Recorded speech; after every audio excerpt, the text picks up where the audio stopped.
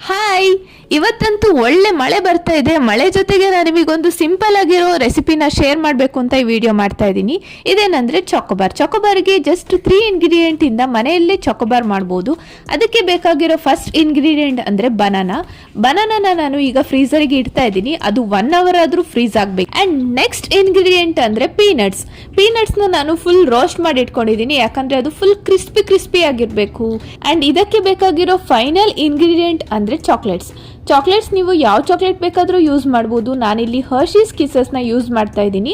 And ಚಾಕ್ಲೇಟ್ನ melt ಮಾಡಿ ಇಟ್ಕೊಂಡಿದ್ದೀನಿ, like ಈ ಥರ ಮೆಲ್ಟ್ ಮಾಡಿದ್ದೀನಿ.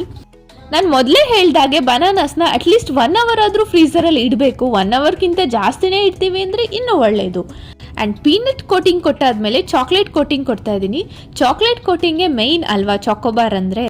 ಈ ಐಡಿಯಾ ಯಾರಿಗೆಲ್ಲ ಇಷ್ಟ ಆಯಿತು ಕಮೆಂಟ್ ಮಾಡಿ. And don't forget to subscribe. Bye.